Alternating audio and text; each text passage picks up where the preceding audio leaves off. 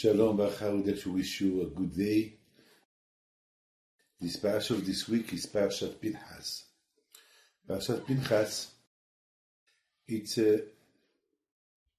one of the beauty of all the Torah, because this is the first time that we saw that a man, for a mitzvah that he did, he can get a reward. We know, schar be'amalika, in this world there is no reward. You do a mitzvah, don't think to get something in this mitzvah that you did. Because Baruch Hu, he will give you the reward later, after 120 years, but not when you leave. And here, we see that Hashem give a reward to Pinchas, because Pinchas, when he saw Cusby and Zimri, he was one of the big tzaddikim of all time, and he was an old man, very old, maybe 300 years old or more, and he went with a Goya, and because he was a big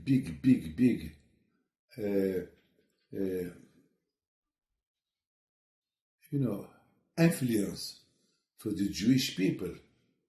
We Jewish people, we get influence from tzaddikim. So people started to do like him. They started to go with Goyot. And he did not stop Jews from going with Goyot. I mean, a tzaddik like him, what happened to him? He just, unfortunately, kavod. Because they told him, you are the chief of the tribe of Shimon. If you don't do nothing, so, you are our boss for what? At that moment, when the Jewish people started to go out with Goyot, Moshe Rabbeinu and his Beddin, they started to punish those who did the Aberah with the women of Midian. So, and beside this, most of the people were from Shevet Shimon, and they've been punished, so they came to Zimri, that he was the leader of Shevet Shimon, and they told him, you see all the people killing, you do nothing. What he did a revolution. He took a woman, a Goya, and he went to Moshe Rabbeinu. And he told Moshe Rabbeinu, this woman, she's permitted or not? Moshe Rabbeinu, he said, no, she's a Goya. So he told him, who permitted you, Tzipora? Tzipora, she's from Midian too. Why you married her? Moshe Rabbeinu was shocked. He couldn't answer. Everybody was shocked. So, for the Jews, Zimri beat Moshe Rabbeinu. So that means that the Goyot from Midian are permitted. So he took the lady to a tent, and he had a relationship with her, a lot of relationship. And the pandemic started, and Pinchas was shocked. He told Moshe, what do you do? What do you do? Wake up, Moshe. You cannot let this going on. And the pandemic started. Jews started to die. And God forbid, it could be the end. Because no one listened to Moshe Rabbeinu. Moshe Rabbeinu did not stop Zimri doing what he did. Other rabbis saw that Moshe didn't answer. So they were shocked. So the pandemic started. Zimri, the only way to stop this pandemic, that she will not destroy the whole Jews, just to risk his life and to go and to answer to Zimri. What answer killing him? with the lady. That's what he did. And the tent was surrounded with 24,000 bodyguards. And he pushed all of them, and he entered the tent, and he killed them. And the pandemic started. Stopped now. Now the Jewish people, when they saw this, they were afraid. They saw 10 miracles happen to to Pinchas. First, how he pushed more than 25,000 bodyguards. He pushed them. I mean, it's impossible. It's like Shimshon. He pushed them. And when he killed them, he took both of them. And they saw what they were doing. And they did not die. Because Hashem, he wanted the whole Jews to see what they were doing. They were doing big avera. And Hashem gave him a reward. Because what reward? That he will never die. And that he will be the Kohen Gadol for his generation. And Hashem gave him the title of Eliyahu Navi. He became Eliyahu Navi. He became Malach HaBrit.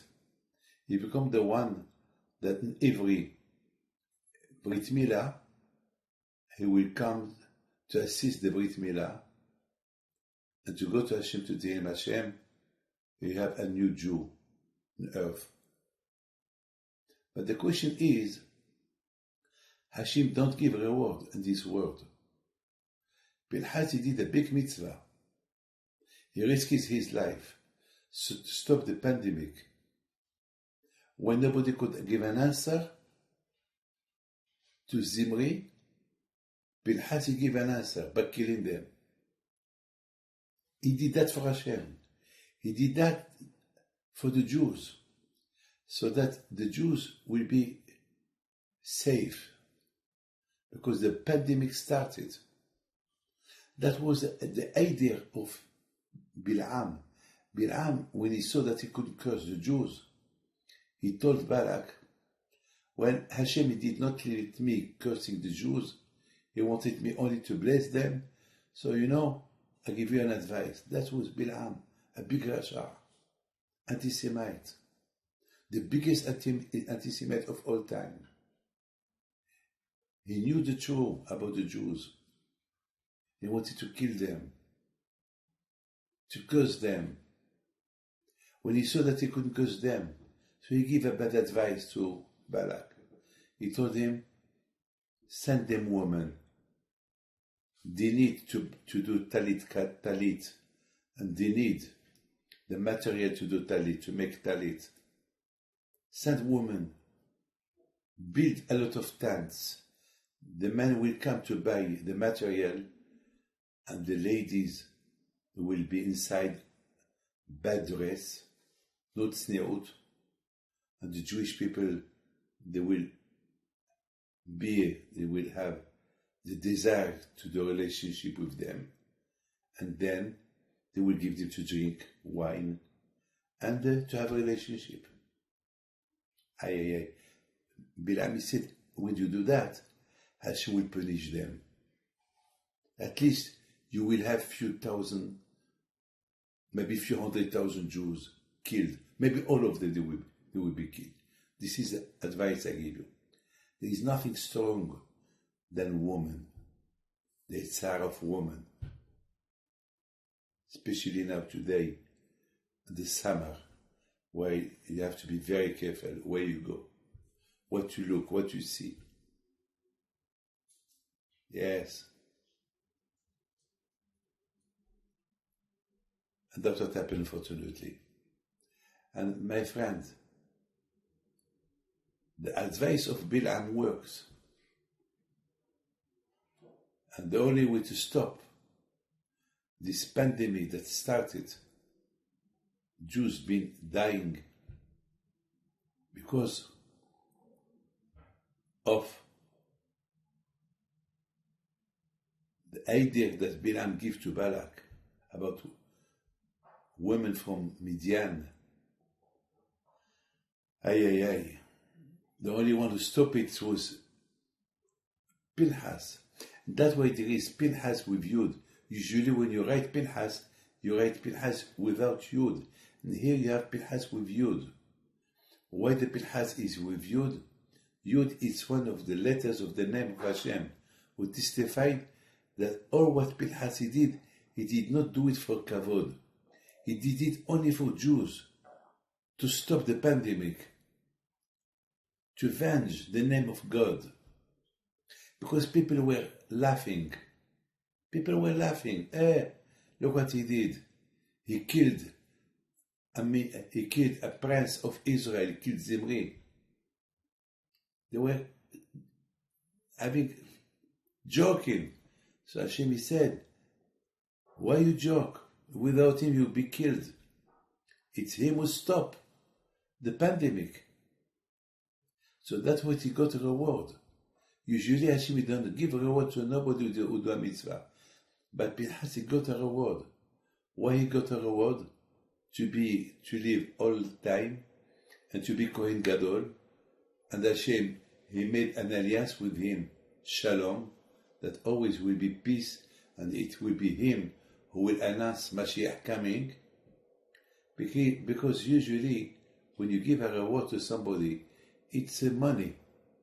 You give him a present, you give a car as a reward, you give a prize. Here Hashem, he give only a mitzvot.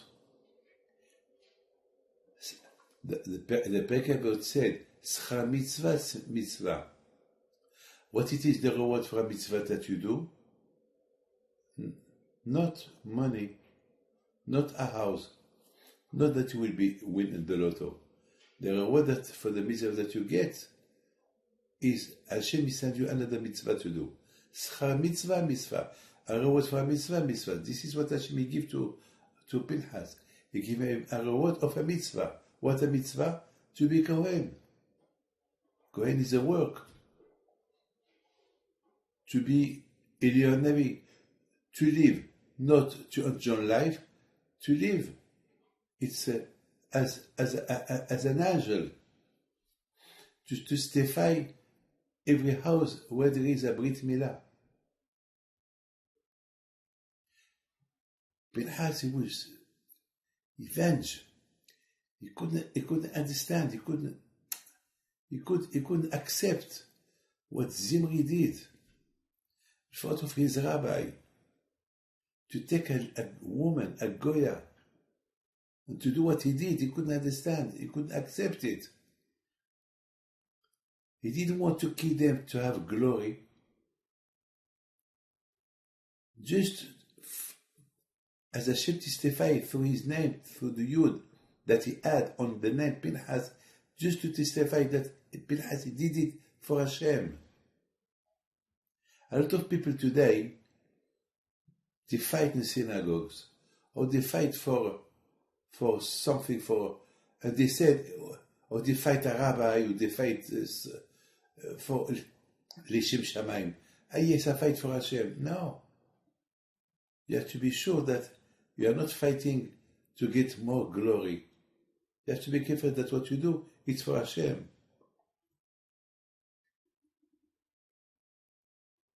Sometimes there is election for, to make a president in a synagogue, and there is a big fight.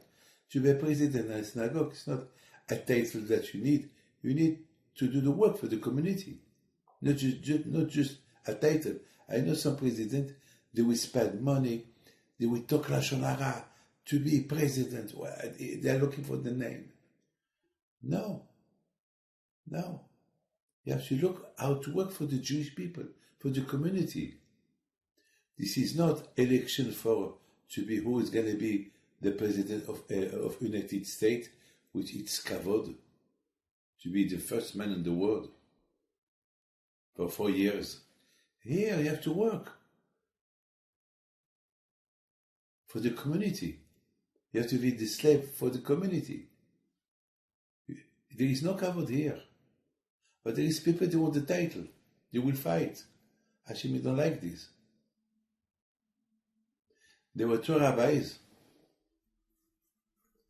that they had to be in the community. There were some people who wanted this rabbi, some people. One of them, he said, I resign. I see too much fight. This is not Leshem Shamayim. There is too much Lashon Hara. This is not, I don't want to be the rabbi of a community that they are fighting. I want to be the rabbi of everybody. It is really a real fight. Real Lashon Hara. I resign. I don't want. I prefer my friend to be the rabbi, not me. So Pinchas, what he did it for Hashem.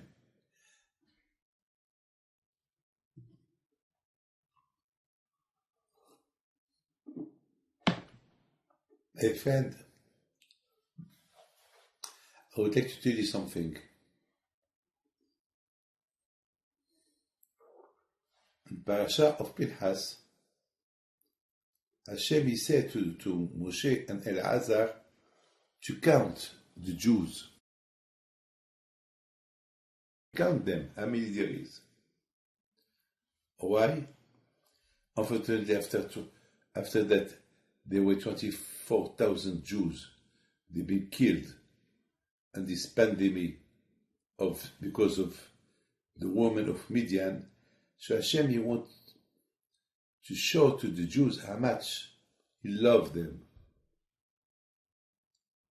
And because people in the whole world, they were talking, the Jews are not correct.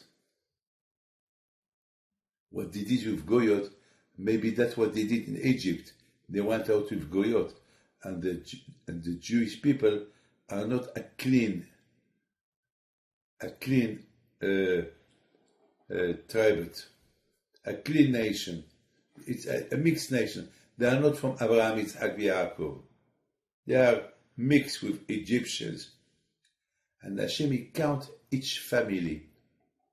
And in each family, Hashem, he added his name, Yud Ke, the name of Hashem, to testify that the Jewish people, they are clean. And the only sin that they did it now. And all those who did the sin, they die. But my friend, I have a question. Why Hashem he needed to count the whole Jews? Hashem should count only the tribe of Shimon, because only the tribe of Shimon who did the big sin.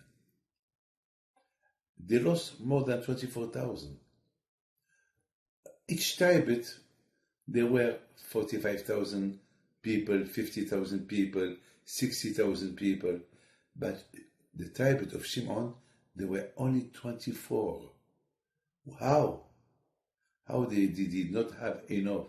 Because half of the tribe of Shimon died during the pandemic. So why Hashem didn't count only the tribe of Shimon, not all the Jews? Why Hashem needed to count all Jews? My friend, you have to understand how much HaKadosh Baruch Hu, he take care of every Jew.